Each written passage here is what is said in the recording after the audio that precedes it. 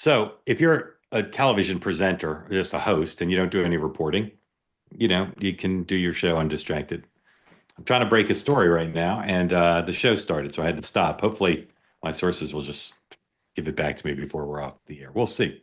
But I hope to break a story tonight. And if I don't, it's in part because never a good idea to be a host and a reporter.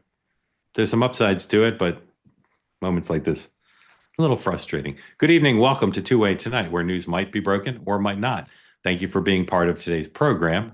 As always, if you're here on the Two Way platform, you want to be in on the conversation, raise your hand. If you're watching on X or YouTube, don't raise your hand and don't put smack in the chat. Our ethos here, different from some other platforms, peace, love, and understanding, and the presumption of grace for all. I haven't repeated that systematically in a while because a lot of you have heard it many, many times, but our audience grows. We have new people, and I want to make sure everybody understands the rules of the game here. We're not against debate, and this is not a platform solely for independents, moderates, and centrists. We want all voices here, but that means everybody needs to be respectful. If somebody says something you don't like or don't agree with, don't send me a nasty email telling me I need to suppress voices you don't like. Learn, because tens of millions of people in the country disagree with you on at least something. Most of the news today, I'll be honest, most of the news today was Donald Trump talking at the White House about stuff that broke yesterday or the day before. So if you've been covering the news or following the news, you're going to just hear some new fresh Trump reaction to what has taken place. So I'm going to tell you about some of the new stuff, and then we're going to go through what happened today on some of the old stuff. And our guest tonight, familiar to many of you, J. Hogan Gidley, former Trump administration official and current advisor to the Speaker of the House, and a frequent television presence during which he will often speak as if he were on behalf of the administration, but he is an independent cuss. All right, we'll get to the Trump news in a minute, but let me tell you some things. Bill Ackman, leading investor who, during the last presidential campaign, became a critic of the Democrats and a supporter of Donald Trump, is backing Harvard losing its tax-exempt status and calls for a board overhaul. He's been outspoken regarding Harvard, and I'm not sure why this deserves a Wall Street Journal headline. The reason I'm showing it is because this question of Harvard and its tax-exempt status is become a real flashpoint, and some people are saying that Harvard standing up to the administration on this and some other things is going to be where the resistance makes it stand. We shall see. I'm still a little skeptical that that's where it's going to happen. But in any event, that happened. Big news on the 2026 front. Governor Kemp of Georgia, who was being heavily recruited to run for the U.S. Senate against Jon Ossoff, announced today he's not going to run for Senate. Big disappointment for the Republican Party, who, as I said, had recruited him heavily. Doesn't mean Ossoff will necessarily win re-election, but Kemp would have been the favorite, maybe in some quarters the heavy favorite to win that seat, even though Ossoff is the incumbent. So in the recruiting wars, this is a loss for the Republicans. We'll see. Marjorie Taylor Greene, who's often been discussed as a potential candidate in this race, sent a fundraising solicitation to her supporters today saying, asking the question, should she run? I'll be curious to see if she does, and if she does, how she does in the primary process. All right, pretty much everything else we want to talk about involves Donald Trump. So to get reaction, color commentary, the latest thoughts, and everything you could possibly want from a guest I'm filling while I bring him in, ladies and gentlemen, the one, the only, J. Hogan Gidley. Hogan, how come you're wearing a tie? Got a date? What are you doing? Got to unmute first. You're not wearing a tie for this show, I know. So yeah, well, it says I tried to unmute earlier. It said they wouldn't let participants unmute. I was at work, and then I came running home to have this conversation with you on two-way, which is vitally important to the discourse in this country. Yeah. So. All right. Well, we're always really grateful to you for making time. Again, if you want to get in on the conversation, ask Mr. Hogan Gidley a question, please raise your hand. I want to ask you about the first two stories I mentioned, then we'll get to the Trump stories.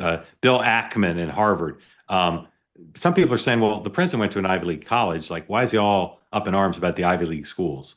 Well, what's your explanation for why the focus on the Ivy League?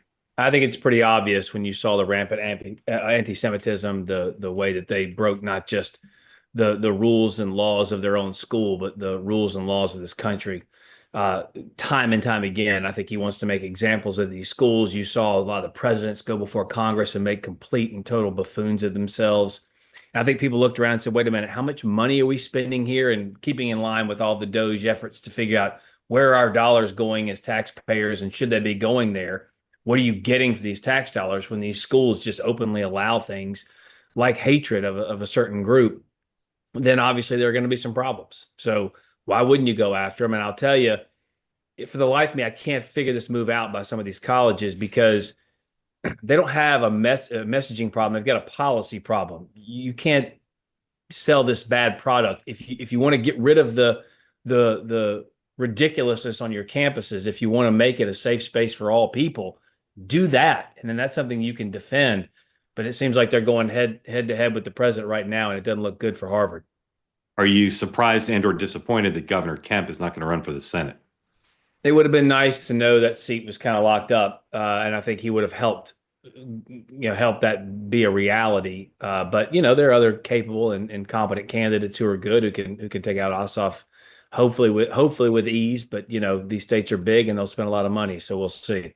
Is there someone in Georgia who'd like to see be the nominee? I think there are a lot of people in Georgia who are talented politicians, but I don't want to get ahead of who may or may not run. The fact is, you're going to have to argue the merits of why you should be that person in that position.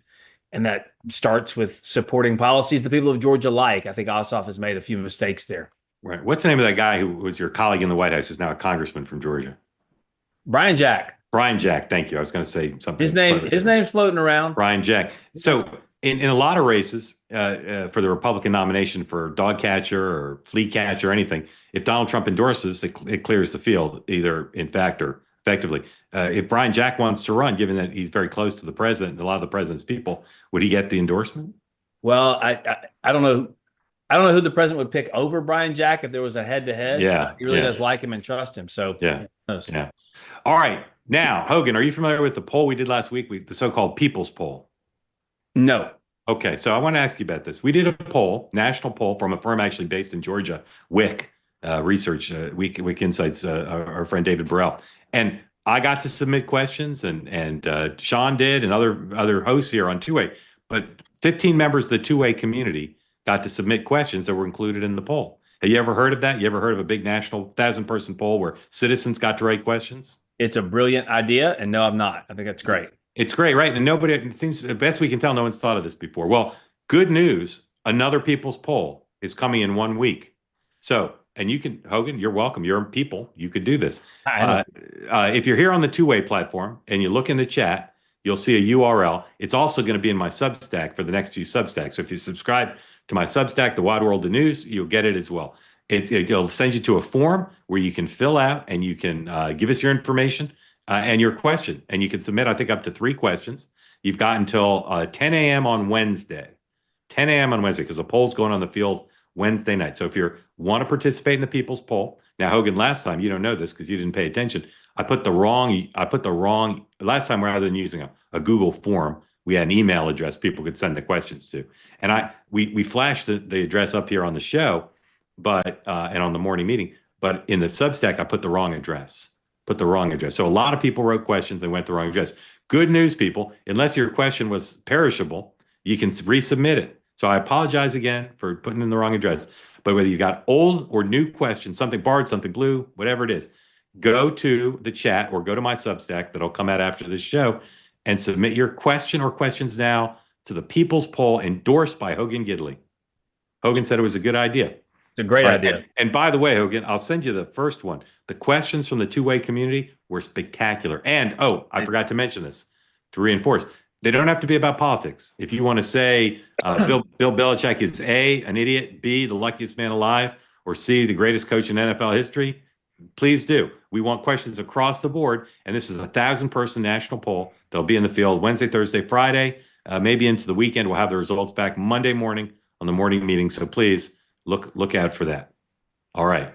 Enough on that. Hogan, as I said, the president had a lot to say this weekend or today at various photo ops about stuff that happened this weekend. And the thing I want to start with is the one that I find the most hilarious, or maybe the second most hilarious, which is the president's request that Alcatraz be reopened, which the prison authority said today they're going to look into doing it. Please play number 7. Reopen Alcatraz. How will you use it? How did you come up with the idea? Well, I guess I was supposed to be a movie maker. We started with the movie making and we'll end. I mean, it represents something very strong, very powerful in terms of law and order. Our country needs law and order. Alcatraz is, I would say, the ultimate, right? Alcatraz, Sing Sing and Alcatraz, the movies. But it's right now a museum, believe it or not. A lot of people go there. It housed the most violent criminals in the world, and nobody ever escaped. One person almost got there, but they, as you know the story, they found his clothing rather badly ripped up, and it was a lot of shark bites, a lot of problems. Nobody's ever escaped from Alcatraz, and just represented something strong having to do with law and order. We need law and order in this country. And so we're going to look at it. Some of the people up here are going to be working very hard on that. And we had a little conversation. I think it's going to be very interesting. We'll see if we can bring it back in large form, add a lot. But I think it represents something. Right now it's a big hulk that's sitting there rusting and rotting. You look at it, it's sort of, you saw that picture that was put out. It's sort of amazing. But it sort of represents something that's both horrible and beautiful and strong and miserable, weak. It's got a lot of qualities that are interesting, and I think they make a point. So poor Roger Goodell gets to be commissioner of the NFL, and as you'll see in a moment, he not only has to keep a straight face or give the president a little give on the nod on Alcatraz, but he also has to do it on the Pope meme. Hogan, I led with this one because it's ridiculous. First of all, the president's history is not correct. It's possible that other people did escape from Alcatraz. There are some people who were never found. They could have died. They could have escaped. But this is a tourist attraction, draws 1 million people a year. It was closed because it's on an island near San Francisco. It was not seen as efficient. There are plenty of other buildings, places you could build a supermax. How could it possibly be a good use of government money to try to reopen this particular prison? Because the president liked the movie.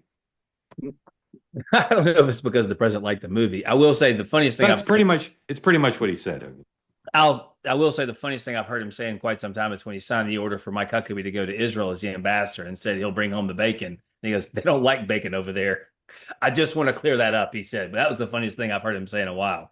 But on this one, I do think symbolically is where he's going with this, because he is the law and order president. He wants a return to making sure criminals just don't roam the streets. We don't have illegal aliens and MS-13 gang members everywhere. And if you can give some type of nod to a facility that is well storied to have been one of the most, scary places to end up. Hogan hosts 300 people. It's on an island near San Francisco. It's a successful tourist attraction. Sure. If you want to build a prison that will hold a lot of people, that will be cost effective, this isn't it. Why you got to build it? It's a renovation project, Mark. You don't have to build it from scratch. Come on. All you got to do is renovate it. Slap some paint on it, some new bars. All right, Hogan.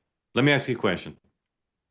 The moat between now, it's already got a moat around it. Let me ask you a question, Hogan. And I normally don't bet on anything. I don't like betting, and I don't bet on things I cover. What kind of odds do you want? I'll say not one federal prisoner will be housed in Alcatraz before the president leaves office. I'll say 0. You can have any number over 1 or any number over 0. You got 1 and up. So what would you like to bet, Hogan? I'm going to tell you why you think that bet's a good bet, because it is California still, and the regulations and rules for actually touching a ground construction is so difficult. So it's going to be a challenge. Don't get me wrong. Yeah. There's probably some 4-toed newt that lives on the island you can't touch. Right. So again, some days this show is deadly serious, and some days we like it to be a little bit light.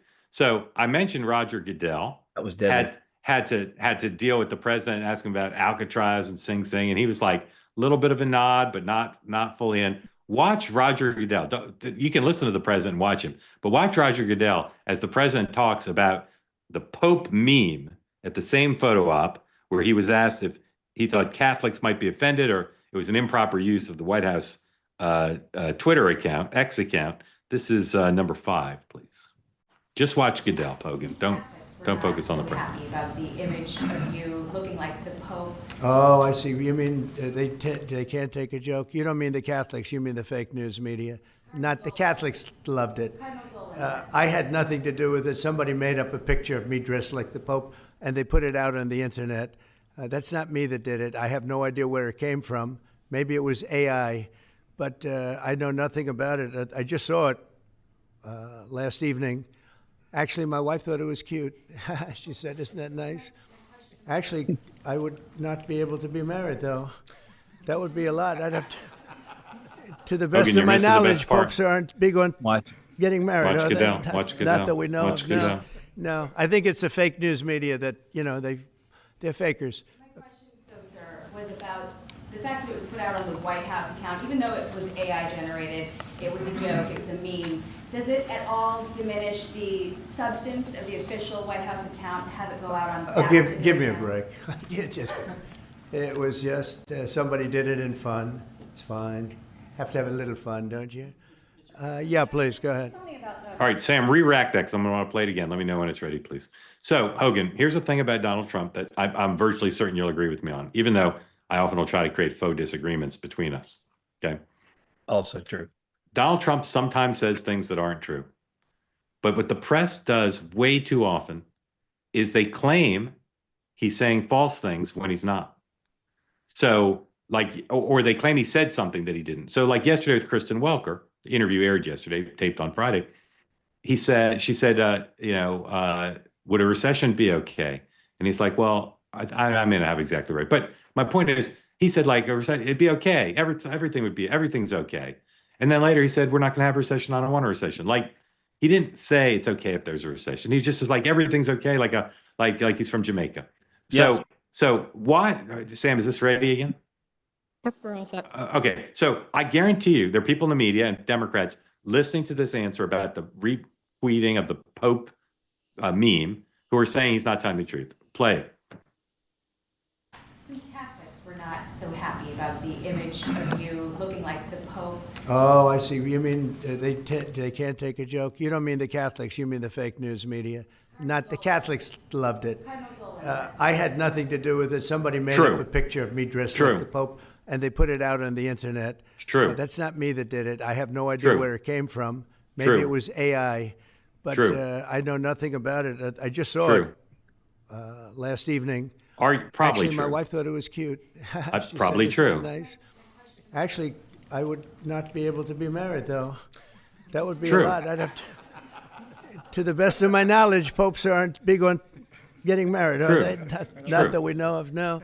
True. I think it's the fake news media that they're fakers. My question, though, sir, was about the fact that it was put out on the White House All right, account. that's even my though point. it was AI So, Hogan, you see my generated, point. it was Like, a joke, it was a that was meme. all true. I mean, he might not have just learned about it last night, but it's not. It's very gratuitously false if it's false. So, what do you think of my theory that the press too often says he's not telling the truth when he is? Well, that's true, but I mean, their reputation for this is pretty well storied at this point. I remember in the first admin when the Clemson football team came in after winning a national championship, and he bought them all hamburgers from McDonald's. And the reason he does that is because Tom Brady said he used to take his linemen out for dinner at these fancy restaurants, and these guys are like, no, I just want a lot of food. You don't have to take me somewhere fancy. So Trump knows that, does that, and he had stacks of them, and he said they were stacked this high, like all the way to space. They fact check how many hamburgers he had that they would not, in fact, reach outer space. They said with boxes, but like, it's so insane to watch them implode over something so goofy like this.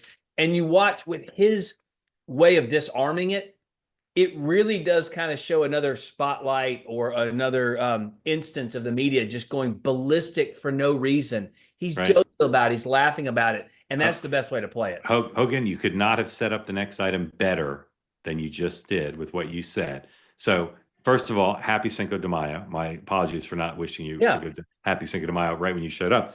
So here is something the president did on social media today. Number 12, please. You'll recall that 5 years ago, seems longer, but 5 years ago, the president posted this very famous picture of him having the very famous taco bowl from the food court in Trump Tower. And today, the original tweet was, happy Cinco de Mayo. The best taco bowls are made in Trump Tower Grill. I love Hispanics! Exclamation point. And then today he retweeted it. I don't know if he tweeted it or he put it on Truth, whatever. But he says this was so wonderful. 9 years ago. I said 5. 9 years ago. Of course, it was 9 years ago. It was the first time you ran. I apologize. 9 years ago. And he does it. And again, it's like he's having fun with it. I've never understood why people said that the original tweet was racist. I never understood that. You remember the Seinfeld episode where Jerry Seinfeld said, "I like Asian women," and Elaine says, "Isn't that racist?" And Jerry goes, "If I like the race, how can that be racist?" Yeah. He literally says in there, "I love Hispanics." Like, it's just so stupid, but whatever. Yeah. I still have PTSD. You're bringing up things that are funny now, but with PTSD at the time. Yeah. Again, raise your hand. We'll get to your questions in a moment. All right, Hogan, another thing that happened over the weekend is the president on social media said he was going to slap a 100% tariff on movies made overseas. The film industry went nutsy cuckoo over this. And the president was asked about it in his photo op and, of course, took an opportunity to attack Gavin Newsom. Number 8, please.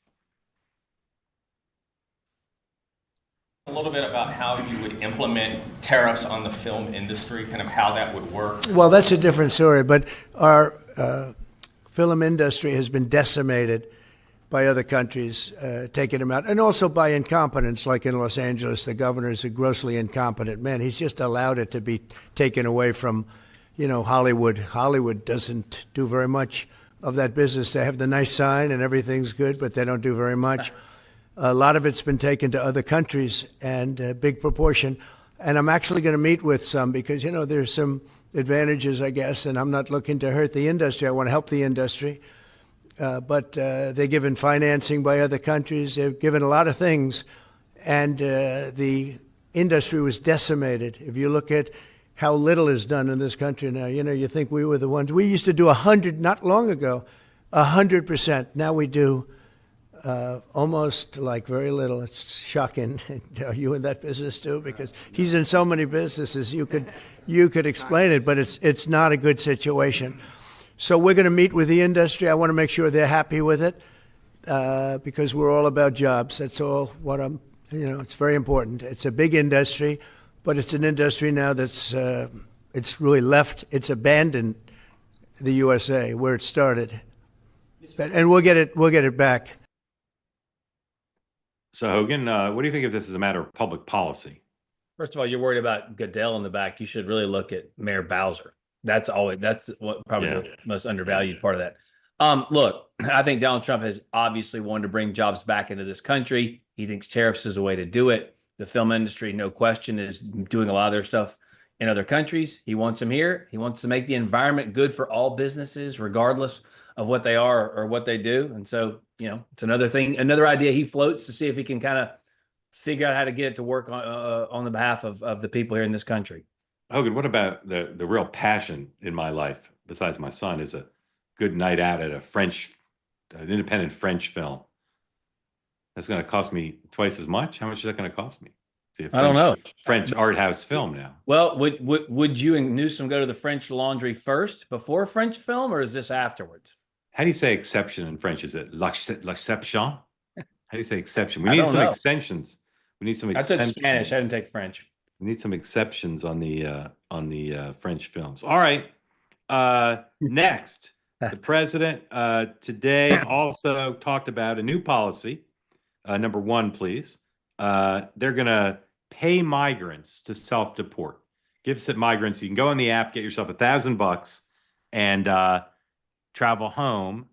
Once they confirm they got home, and it will save money because it costs well more than $1,000 to round somebody up and give them due process and then ship them overseas. So, Hogan, here's the president, number 2, talking about this innovation, new $1,000 a head policy. Number 2. What we thought we'd do is a self-deport, where we're going to pay each one a certain amount of money, and we're going to get them a beautiful flight back to where they came from, and they have a period of time. And if they make it, we're going to work with them so that maybe someday, with a little work, they can come back in if they're good people, if they're the kind of people that we want in our company, industrious people that could love our country. And if they're not, they won't. But it will give them a path to becoming, to coming back into the country. If they miss that limit, they're going to be taken out of our country, and they will never get a path to come back in, and it'll be a much tougher process. And it's called self-deportation. And by doing that, you're talking about so many millions of people. So the $1,000 is interesting, but once again, Hogan, the president is talking about the prospect of a so-called touchback provision, that if you came to this country illegally, but you return to your home country and you're the right kind of person, you can come back to the United States and become a citizen. Is that now the policy of the Trump administration, that a path to legal status or citizenship is possible for people who've come to this country illegally? It's a policy of the administration when Donald Trump says it. And right there, it clearly shows leaning in that direction. But let's be honest, he ran on trying to do some self-deportation in addition to deportations. It saves a ton of money per migrant. I think it's like $17,500 per migrant to get them out. This is $1,000, so you're kind of saving a ton of money. Not to mention it's safer for CBP, it's safer for communities, more efficient, it's more effective, and that's what he's been about, in the first term and this term. So policy-wise, it makes a lot of sense to try and expedite the process, because while we're seeing some deportations, or excuse me, the border encounters down 99%, for heaven's sakes, those splashy headlines aren't there. It's going to be the deportations that are going to kind of drive the policy moving forward and the accomplishment side of this. Why not do this and try and see if people won't do the right thing and admit to their faults and move on? Okay. Secretary Rubio pretty well, right? Ish. What do you think of his wearing two hats? Oh, he's got like 5 hats, doesn't he? Yeah, but he's got 2 big hats. Being archivist and head of USAID, I mean, I'm not minimizing him, but what do you think of him being the first American since Henry Kissinger to be Secretary of State and National Security Advisor at the same time? I mean, look, Donald Trump obviously likes to do things a little differently. I think he saw a void that they created by moving Waltz over to the UN, and Rubio's doing a great job. People like him. I think he adds a lot of stability, a lot of calmness, but also strength to that role. He's been incredible on TV, and I think it's kind of a stopgap. They'll find somebody to fill it, but right now, why not put something else on his plate? All right. We've got a couple more clips coming, but while we wait for those, I want to start bringing folks in. As always, you'll unmute yourself, tell us where you are, what's on your mind, and we were talking about the Peach State. So let's bring in the gentleman from the Peach State. Chris from Georgia, thank you for joining. Unmute. Thank you for being part of Two-Way. Your questions for the Honorable J. Hogan Gidley. Hi, Jay. We share a little bit of heritage. My family's mostly from Mississippi. I see you went to the esteemed institution in Oxford, beautiful town down there. My question for you is, did you see the Stephen A. Smith-Trump exchange during the Cuomo town hall where he somehow decided to talk about Blacks in Harlem and protests about academic freedom? And I'm trying to get somebody to explain to me how that answer made sense. First of all, where are you from in Georgia? Atlanta area. Okay. All my friends are from Athens or somewhere around there, St. Simon. So I'm familiar with the state. I go there all the time. Love it. And yes, I did go to Ole Miss. I hate to tell you this. I didn't even see the interview. Mark, I'm sure you have some great thoughts on this. I didn't see the interview. I didn't see the exchange. I know Stephen A. is a firebrand, to say the least. I know he's been making a lot of news lately when he went on The View and said Trump got a landslide, but I just didn't see the interview. Sorry, I'm not up to date on that. I saw it, and my main point about it is Trump is going to do everything he can to mess with the Democratic Party for the next 3 years and make whoever their nominee is as weak as possible. And he knows Stephen A. Smith is never going to be the nominee. He knows he probably won't run, but he knows that the more he talks about it, the more he toys with it, the more he's Sherman-esque about it, the more I'm sorry to say Sherman-esque in this context, I guess, but the more he does that, the more it discombobulates and diminishes the Democratic field. So that's all. That'll be my view of almost anything President Trump says about the Democrats. Mark, yes, sir. Yes, Mark, sir. You must be referring to him suggesting that Stephen A. should run. Yeah. Is that not what you were talking about? You didn't pay attention to it either then. Well, I saw the clip. Stephen A. Smith asked Trump a question about whether his attack on academic freedom at Harvard was basically appropriate or not. I didn't see that part. And Trump's first thing out his mouth was, well, they had riots in Harlem, but the people in Harlem marched and they supported my attack on Harvard. And I got a really high black vote this year. And there's a lot of folk, and you can go look at some publications that did pick up on it. I noticed Fox News made no mention of it whatsoever. But if you go to about minute 27 of the full video, you will see exactly what I'm talking about. So are you saying this was a rare instance where Donald Trump was racially provocative or insensitive? I think senility and his racial whatever craziness merged together. Yes. Commingled. Yes, I think they commingled. All right, Noah, see if we can find that clip. I know you're busy, but see if we can find that clip. Please find it and let anybody on here tell me. He gave you the timestamp. Yeah, he was like the 27th minute. All right, so Chris, don't leave. I'm going to take you off, but you're going to come back once we've pulled it. Okay. Meanwhile, Hogan, I'm going to show you some other stuff. Chris, thank you for that. Stand by. Thanks, Chris. I'm going to show you some other stuff. This is a tweet from the Deputy Secretary of State, Chris Landau. Great guy. Everybody loves him. Everybody I know who knows Chris Landau loves him. He's a number 2 at the State Department. My reporting last week was that he was in line to be National Security Advisor, and Marco Rubio said he's too valuable. You can't take him away from me. He's helping me run the building. Can you make that bigger? Because we're never going to be able to read it at that size. Anyway, that's a picture of the thermostat in his office at the State Department. And you got to love this guy. He tweets that he's Deputy Secretary of State, number 2 in the department. He spends all this time in his office, but he cannot change the temperature in his office because his thermostat is encased in plastic. And so he sits there, probably too hot would be my guess, in the government building. Anyway, Hogan, was your office in the White House hot, and could you control the temperature? My office in the White House was extremely cold, but I'm a man, so I like very cold. Yeah, that didn't bother you. Yeah, and in the famous picture, the folks out there where you have the 2 Marines standing, or the Marines standing outside the West Wing, over the left of the screen, that first window was my office. So if it was cold outside, you got the cold air, right? It's not the airtightest building, but I'm gonna have to ask Mr. Landau if his office is too hot or too cold. I suspect it's too hot. Regardless, it's too bureaucratic. Yeah. Look at the thing around it. You know what he needs? Forget the hot or cold. He needs Elon's chainsaw. Take that plastic cover or something where you can just use your phone and All right. Now today at the Milken event, Scott Bessent spoke, and so did Jill Biden. And the Milken people made an announcement. Sam could put that up. Jill Biden has a new job besides former First Lady. She is, according to the Milken Institute, the chair of the New Women's Health Network. New Women's Health Network from the Milken Institute. And the Bidens are on The View, I think on Wednesday, maybe this week.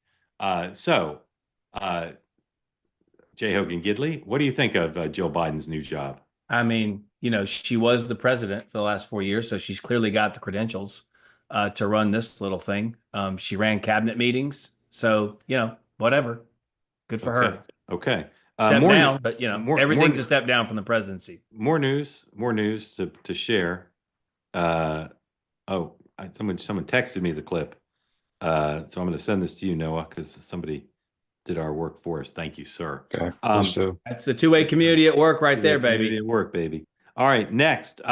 Scott Bessent, as I said, spoke at Milken. He also went on cable television today to talk about tariffs. Let's listen to that.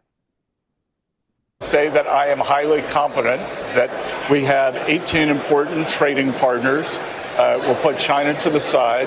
The 17 other partners, many of them have approached us with the very good trade proposals. President Trump is going to be involved in all of those. He will be the final decision maker.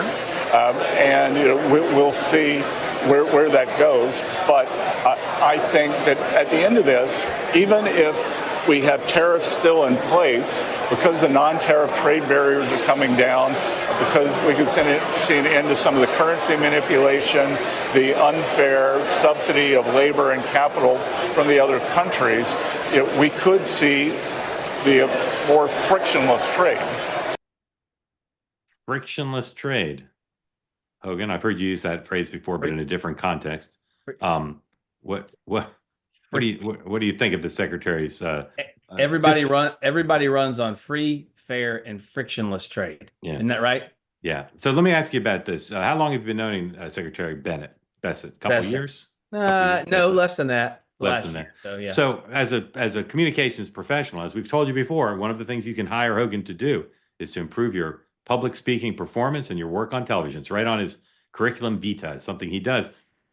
Secretary Bessent has had some TV appearances that have been lauded and some less so. How would you characterize his current ability to communicate effectively on the TV? I think he's one of the most effective communicators Trump has. I think it was smart of the president to put people in those positions who clearly have the clout to have them, but they also have the experience and necessary, all those things. But he chose people who are good on TV too to articulate the message and the vision.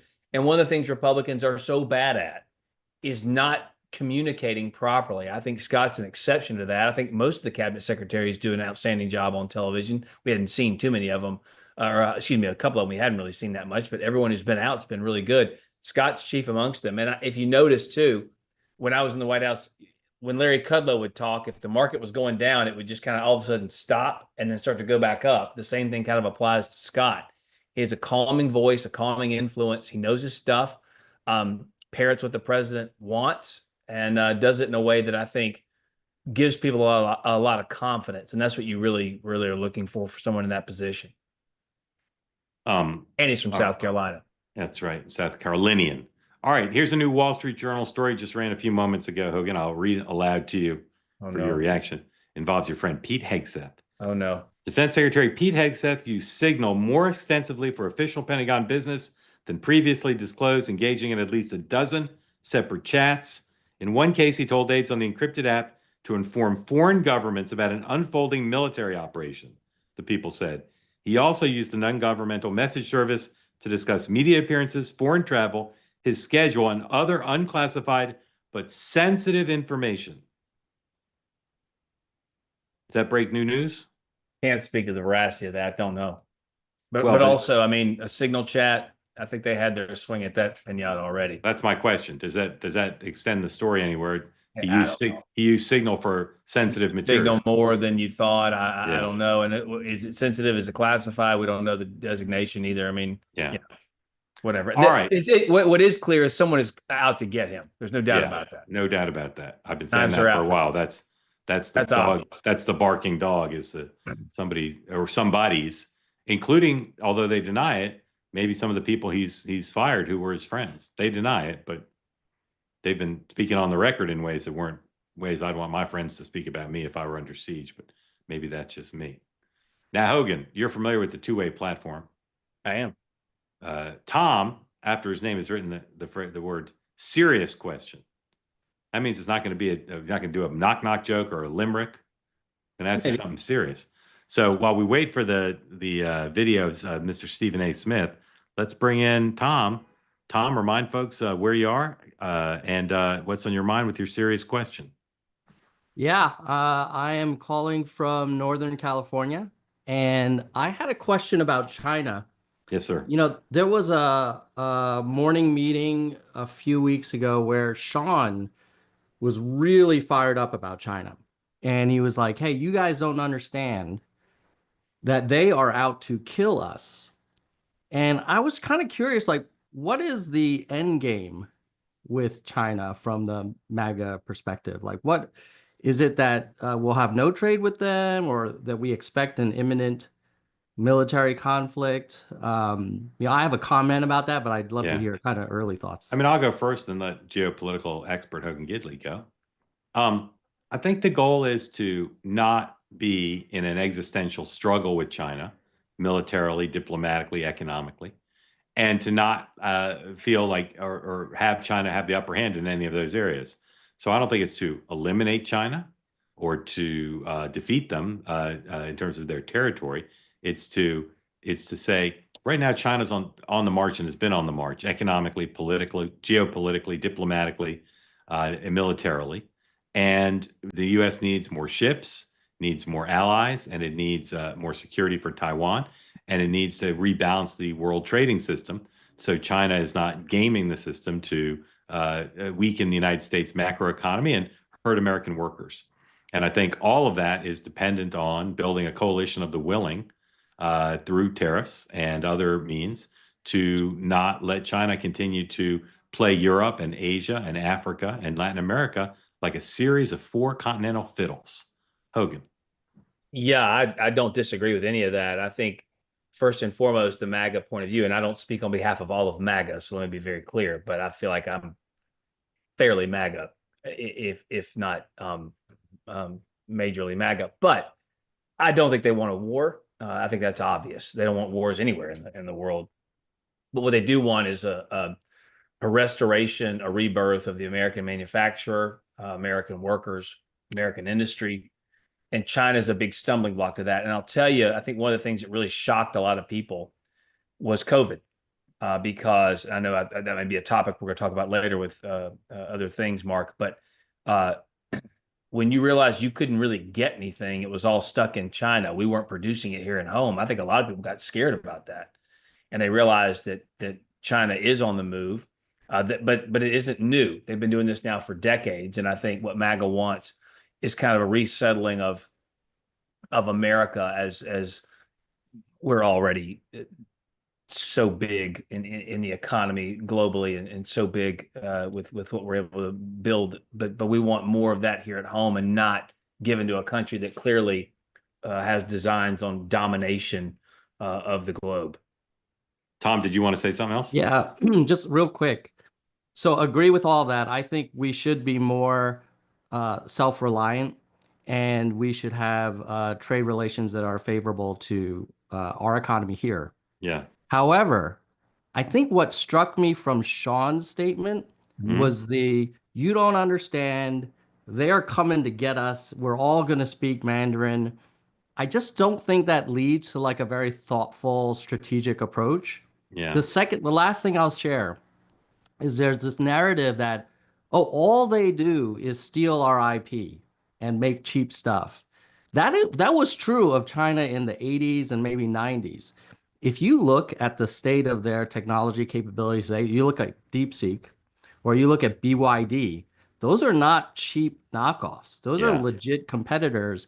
And for Americans to compete, if we just assume that they are just always ripping us off, it's a trap game for us. Like we need to think of them as like a real formidable competitor, not just a cheater. Yeah, Tom, you're absolutely right. Yeah, and I agree with that. If you haven't read it, there's an op-ed piece by Eric Schmidt, former head of Google, and somebody else, I can't remember who the other person was, in the New York Times today that speaks to that exact point. And they say, I forget, they say like 10 years ago when they were in China, it was more just cheating. He says, now you go and they are ahead. They're ahead in AI, they're ahead in electric cars, they're ahead in a bunch of stuff. And so we got to catch up, and it's not just stopping from cheating. Exactly what you said.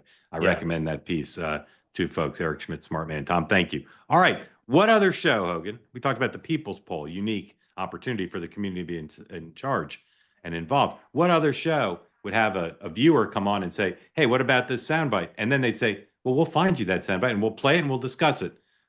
Ladies and gentlemen, and particularly Mr. Chris of Georgia, may I present to you the colloquy between Stephen A. Smith and the President of the United States of America on Chris Cuomo's town hall. Smith may run for president, as you know.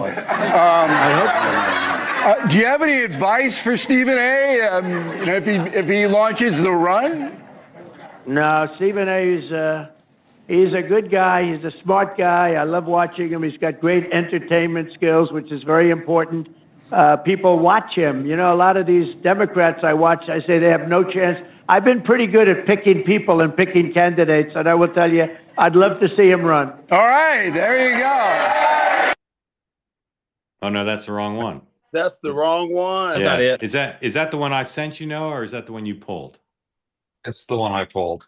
Yeah, go to the one I sent you. I think the one I sent you is right. In the meantime, Mark, yeah. Can we comment about my surprise appearance at the airport in Washington, D.C.? Your surprise appearance? Tell. On your show. Oh yeah. It was a crowning achievement in my political career. For those of you who are watching, this was when was that, Hogan? That was last couple of weeks ago. It seems more recent. Anyway, maybe. I don't know. I was in Washington D.C. and I guess it was 2 weeks ago, and there I am in the Delta Lounge where I often do the show from, and who should walk by but a very casually dressed J. Hogan Gidley. And he slid right into the shot, and it was a magical moment of television. It's a magical moment. We should. You know what? We should have pulled that for tonight. All right, Chris, stand by, stay with us, because we're going to have the right bite for you in a moment. But let's go to Lawrence. Lawrence, welcome in. Thank you for joining. While we wait, tell folks who don't know where you are. We've got Fox News on in the background. What's on your mind, sir? After you unmute, there you go. Yes, hi. I'm from Mesa, Arizona. Can you hear me? Mesa, beautiful place. Yes, sir. Best corn tortillas I ever had. You got lots of good Mexican food here. Yeah. Arizona. I had a quick question. Yes, sir. A two-part question about Ukraine is, will there ever be a U.S. security guarantee, whether it's backing up European troops or something else? And will that ever happen without an EU trade deal? Great question. I don't think anybody could answer that for you with any certainty. I would say that there'll be, if there is a deal of some sort of armistice, there'll be some sort of security guarantee and more economic integration than military. Putin is all hung up on there not being anything with NATO.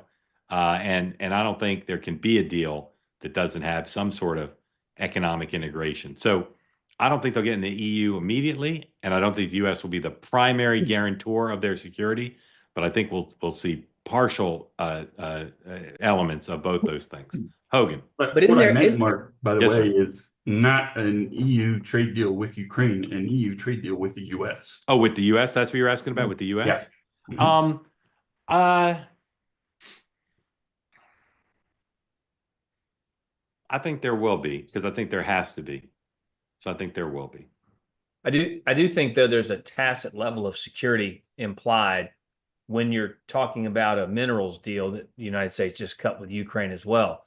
We're not going to let our investment go belly up, or get attacked by another nation and stripped away from us. So I think that was kind of part and parcel when you saw that blow up months ago between Zelensky and Trump in the Oval Office in the first place. A lot of people are like, don't be pig-headed here in the fact that had we made that deal then and now we've just made it, you get a certain level of security because we're going to want to protect it. So I think there's some of that going on too. Yeah, that deal, if it works, will be brilliant.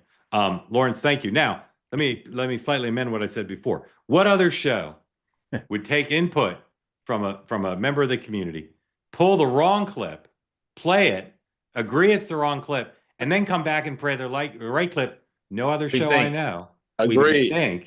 No other show I know. Let's roll what Hogan and I believe and hope will be the correct clip.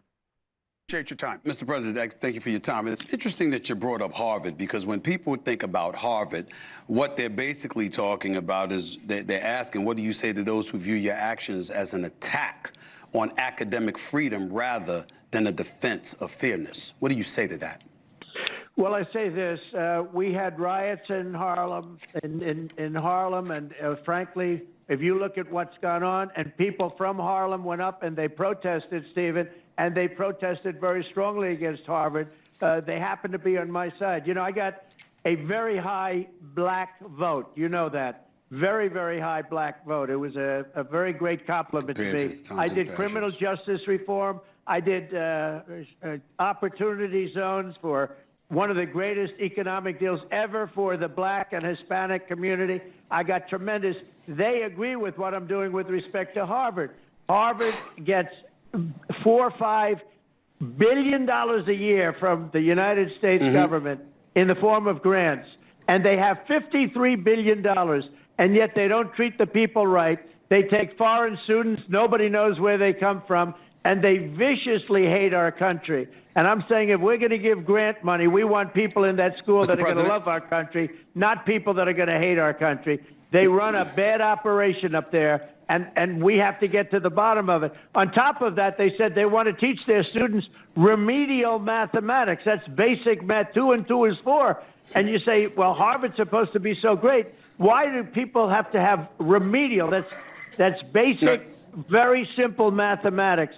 So we're looking into Harvard, but we give them billions of dollars a year, and that may very well stop. And that's up to the president. It's up to our government. We don't have to grant them money. We can grant that money to people that really need it, and frankly, people that you'd rather have me give the money to, Stephen. All right, couple things, and then I want Hogan to respond, and then we're probably going to listen to it again, and you'll see why. First of all, Chris has been a stalwart of the two-way community for a long time, and he is often correct. Couldn't be more correct here. Could not be more correct. And I'll say this. I said earlier in the program that sometimes the media says Donald Trump was a liar, and he's not, and it's a wrong thing to do. This thing should have gotten a ton of attention. Shame on the media for not giving this attention, because whether you want to say it was a synapse issue, or whether you want to say it was just extremely insensitive, there's nothing sensible about the beginning of that answer. Nothing. Hogan, do I need to play it again, or you just want to say that was a ridiculous answer? No, I don't know the context before it. Oh my goodness, you don't need any context before it.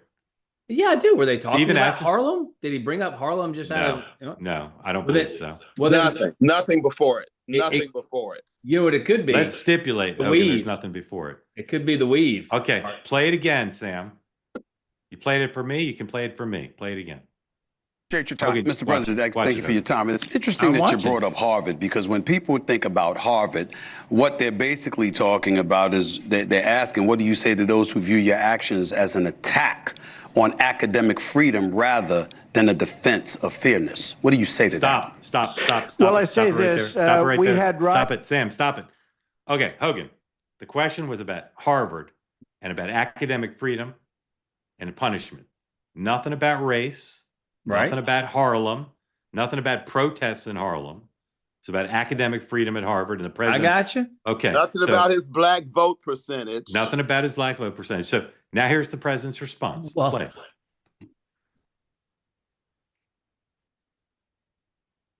Frankly, if you look at what's gone on, and people from Harlem went up and they protested, Stephen, and they protested very strongly against Harvard. They happen to be on my side. I got. Stop. Now, maybe he's mixing up Columbia. For a second, I thought maybe he's mixing up Columbia, because Columbia is in Harlem, Morningside Heights, but it's Harvard. It's Harlem adjacent. Okay. And the parts of the Columbia campus are in Harlem. But he's saying that people in Harlem protested against Harvard. That's just I don't know what that could be referring to. Now, again, I'm very forgiving of people mistaking words, but this is more than mistaking words. What's he talking about, Hogan? Well, again, you just brought it. I don't know, because I've not talked to him about it. You can't ask me to answer if I've not had a conversation with him. He could be talking about Columbia. He could. Were there protesters from Harlem going to Harvard and protesting? I don't know. No. Black folk in Harlem didn't give a rat's behind about what was happening over on Columbia's campus. Trust me. Hogan, is your advice to people like me and Chris who watch that to say, he probably meant something sensible, just move on? Is that your advice? Look, again, I haven't spoken to him about this. You can't ask me to ascribe it. This is part of the problem with the media writ large. No, you can't ascribe something to it unless you have a conversation and ask the guy. Okay, so I'm asking you seriously. As Tom would say, this is a serious question. Mm-hmm. Chris and I are troubled by that clip because we find no good explanation. We have 2 or 3 explanations. None of them are good. What would you advise us as citizens interested in the polity and the public square? What would you advise us to do? Just pretend it didn't happen? Assume the best intentions on the president's part? Well, you never ascribe, what is it? Is it Hanlon's razor or Occam's razor? Hanlon's razor. Don't ascribe malice, something that wasn't malicious. Yeah, something like that. I mean, look, again, you have every right as a citizen, every right as a host to ask those questions. That's fine. I don't know, because I've not talked to him about specifically what he was talking about there, but whatever. Next time you see him, could you bring that clip up for us? I will absolutely bring that up and ask him. A good use of your time with the president. Chris, thank you for raising that. I'm embarrassed I hadn't seen it. I didn't watch the whole event. I watched clips, and I don't know why people didn't highlight that clip. Hey, Mark, can I just say one last thing? Yes, sir. I'm way less concerned about what was actually going on in Trump's head or not than I am the pretzel bending and backflipping some of my friends on here, the lengths they're going to make it not mean anything one way or the other. Okay. That's my issue. I don't know that it means anything. I don't know that it means anything one way or the other. I mean, I don't know. Were there protesters? I've got questions. Were there protesters from Harlem at Columbia? I don't know. Were there protesters from Harlem at Harvard? I don't know. I can tell you this, Hogan. If there were protesters and they broke the law, I would send them straight to Alcatraz. Talk about the weave. It's gonna be reopened soon, so get ready. Talk about the weave. Chris, thank you, man. I appreciate you bringing that to our attention. Appreciate it. All right. Cal claims he's got a quick question for you, Hogan. Quick question. Let's see if the man's true to his word. Go, Siddle. Sir. But fellow South Carolinian as well. We always travel in packs, Mark. And quick on Alcatraz, maybe it can make the prisoners part of the tour. Double our money. Hogan, quick. All right, who's going to be the 3 people who are going to run for Republican primary for governor of South Carolina? And do you think Nancy Mace gets in the race?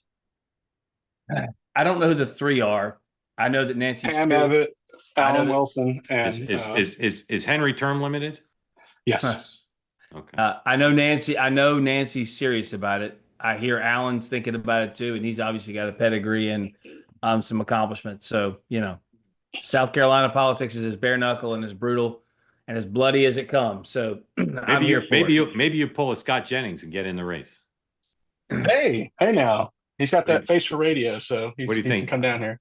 Hogan, what's the residency requirement? Because you don't live in South Carolina currently. I'm not going back to running for that. Do you want if that's where you were going, you're going to be definitive. If nominated, you will not run. If elected, you will not serve. That's exactly right. I would never run for any office ever. That is definitive as I can make it. Ever.